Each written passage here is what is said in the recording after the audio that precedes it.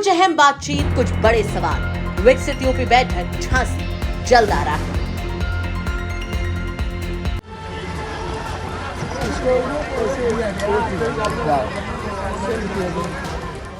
इन तस्वीरों को देखकर इमोशनल होने की जरूरत नहीं है, क्योंकि दिल्ली की हाड़ कपा देने वाली सर्दी और बारिश में सड़क पर बैठे लोग अपने लिए नहीं बल्कि अपनी आने वाली पीढ़ियों के लिए धरना दे रहे हैं। ये वो लोग हैं जिन्हें पता है कि शायद उनकी संख्या कम है, शायद उनकी आवाज बहुत ज्यादा तेज नहीं है, लेकिन फिर भी वो चुप नहीं बैठे हैं।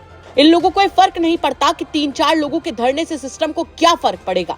इन्हें बस इतना पता है कि जब आने वाली पीढ़ी सवाल पूछेगी कि जब हमारे साथ अन्याय हो रहा था तब आपने क्या किया, तो ये कह सके कि हम सोशल मीडिया पर क्रांतिकारी बनने के बजाय जमीन पर बैठकर शांतिपूर्वक विरोध कर रहे थे। हो सकता है किसी को हमारी आवाज सुनाई दे जाए। यूजीसी दफ्तर के सामने बैठे लोग खुद कहते हैं कि उन्हें मालूम है कि अकेला चना भार नहीं फोड़ सकता, लेकिन ये भी उतनी सच्चाई से कहते हैं कि उस अकेले चने ने कोशिश तो की। बारिश में भीगते कपड़े, ठंड से कांपते हाथ और सड़क पर बिछी मायूसी की चादरें, ये सब किसी जिद का नहीं बल्कि जिम्मेदारी का सबूत है। ये लोग जानते हैं कि शायद उन्हें कोई कैमरा देर तक नहीं दिखाएगा, शायद उनकी तस्वीरें कुछ देर में स्क्रीन से गायब हो जाएं, लेकिन फिर भी वो बैठे हैं, क्योंकि धरना आज के लिए नहीं है, ये धरना उस कल के लिए है जहां वो अपनी आंखों में आंखें डालकर कह सके कि जब वक्त आया था तब हम खामोश नहीं थे। इसीलिए इन तस्वीरों को देखकर भावुक होने की जरूरत नहीं है। ये कोई मजबूरी की कहानी नहीं है, ये एक जिम्मेदारी की कहानी है। यूजीसी दफ्तर के सामने बैठे लोग अपने भविष्य के लिए लड़ रहे हैं। आपका और हमारा इससे क्या वास्ता? लेकिन इतिहास अक्सर ऐसे ही छोटे, खामोश और अकेले धरनों से बनता है। इतना ही नहीं, अब चलिए आपको दूसरी तस्वीर दिखाते हैं।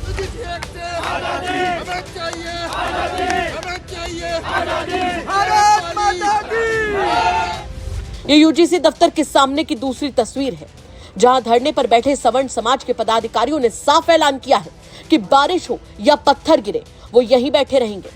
उनका कहना है कि जब तक यूजीसी के नए नियमों को लेकर उनकी मांगे नहीं मानी जाती तब तक धरना खत्म नहीं होगा। सड़क पर बैठे सामान्य वर्ग के नेताओं का दावा है कि कई लोगों को धरने में आने से रोका जा रहा है, फिर भी वो पहुंच पा रहे हैं, वो डटे हुए हैं।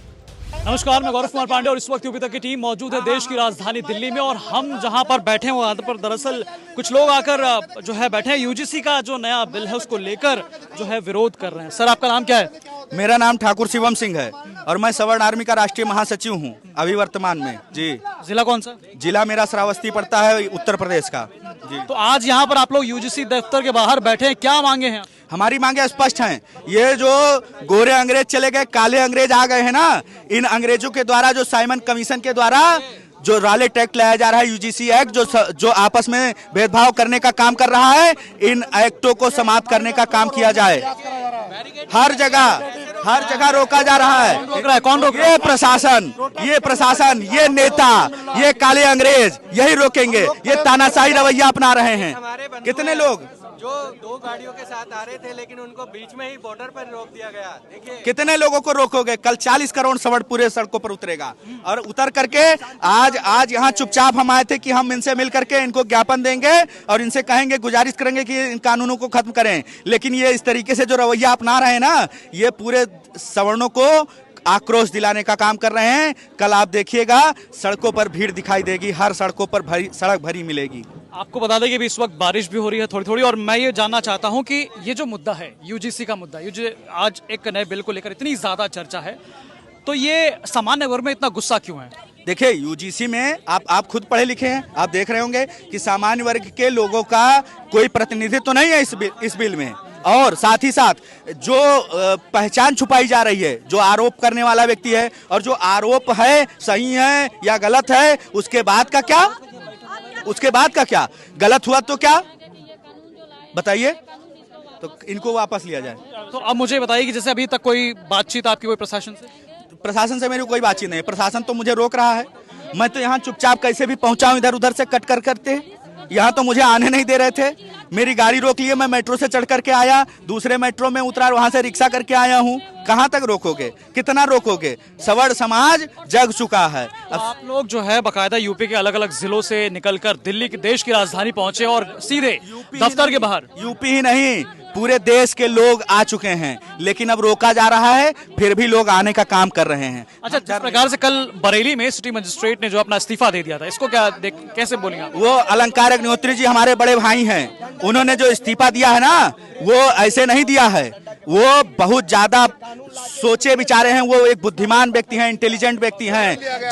जब उन्होंने देखा कि ऐसी ऐसी स्थिति पैदा हो रही है, तो उन्होंने सरकार के खिलाफ आवाज उठाना शुरू किया, और जब उन्होंने आवाज उठाना शुरू किया तो उनसे दबाव बना करके जबरन इस्तीफा उनसे लिया गया है। ये कोई ऐसा वैसा इस्तीफा नहीं, जबरन लिया गया इस्तीफा है। यूजीसी का कहना है कि उनका दावा है कि ये बेसिकली भेदभाव रोकने के लिए जो उसको लाया गया है। ये भेदभाव रोकने नहीं, भेदभाव बढ़ाने की साजिश है भाई। आपको क्या लग रहा है, जब छात्र आपस में जातियों में लड़ेंगे तो इस देश का भविष्य क्या होगा? भविष्य संकट में है। तो अभी बारिश हो रही है और बारिश नहीं, बारिश हो जाए, पत्थर गिर जाए, हमारे ऊपर लाठियां बरसा दे पुलिस, हमें दे, हमारे ऊपर बम बारूद चला दे, आंसू गैस चला दे, हम फिर भी यहीं डटे रहेंगे। तो कब तक बैठे रहने का प्लान है? ये जब तक एक्ट समाप्त नहीं किया जाता तब तक यहीं डटे रहेंगे। तो बैठे रहेंगे आप? हाँ बिल्कुल बिल्कुल। तो यहाँ आप देख सकते हैं किस प्रकार से कुछ लोग जो है वो आए हुए हैं यहाँ पर, और साफ तौर पे बारिश हो रही है, और बारिश में ये लोग जो है ये कह रहे हैं कि जब तक जो है ये वापस से लिया जाएगा तब तक जो है बैठे रहेंगे। मैं एक बार कैमरामैन कहूँगा जरा दिखाएं पीछे किस प्रकार से यहाँ पर लोग जो है बैठे हुए हैं और गमछा जो है लिए हुए हैं और कह रहे हैं कि बारिश हो, चाहे आंधी हो, चाहे तूफान हो, चाहे पत्थर गिरे, हम लोग यहीं पर बैठे रहेंगे। तो बाकी तमाम ऐसी जानकारी, लेटेस्ट अपडेट्स के लिए आप जुड़े रहिए यूपी तक के साथ। धन्यवाद।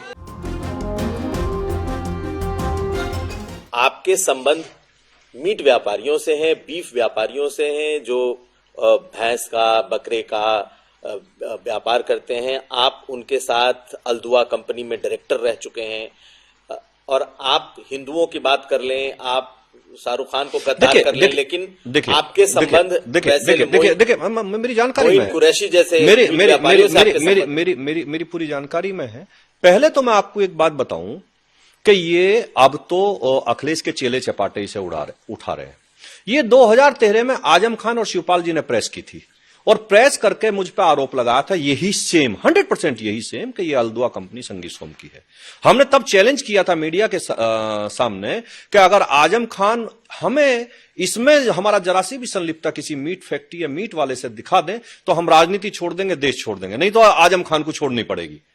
आप लगाइए कि उस टाइम मेरठ के जो कमिश्नर थे उन्होंने इसकी जांच की। ये 2005 या 6 में हमने एक जमीन खरीदी, 7-8 महीने हमारे पास वो जमीन रही, हमने बेच दी। आज इस बात को मेरे ख्याल से 20 साल हो गए। 20 साल पहले हमने जमीन खरीदी और जमीन बेच दी। वो अल्दुआ कंपनी एक थी, उसके नाम थी, वो कोई मीट फैक्ट्री नहीं थी, एक कंपनी थी, और वो कंपनी चिप्स बना, उसमें 150 ऐसे काम थे जो वो करेगी, ऐसा उसमें लिखा हुआ था। उसमें मीट पैकिंग का और उसका था। लेकिन किसी कंपनी की जमीन खरीदना और उसे बेच देना, और जब 2000 में हमने प्रेस के सामने वो बेचने के भी कागज दिए और खरीदने के भी दिए, तो मीडिया ने के सामने आकर आजम खान कोई जवाब नहीं दे पाए, सरकार कोई जवाब नहीं, सपा की सरकार थी, कोई जवाब नहीं दे पाए। लेकिन आज अखिलेश यादव अब चेले चपाटों से उसे उठवाते रहे अपने से, तो केवल ये तो हिंदू की बात करने वालों को, लोगों को बदनाम करने वाली बात। के तौर पर आपका हमने बताया ना कि कंपनी में 2005 में जमीन खरीदी, उसी कंपनी के नाम वो जमीन थी, और 2006 में बेच दी। तो आप डायरेक्टर बन भी गए।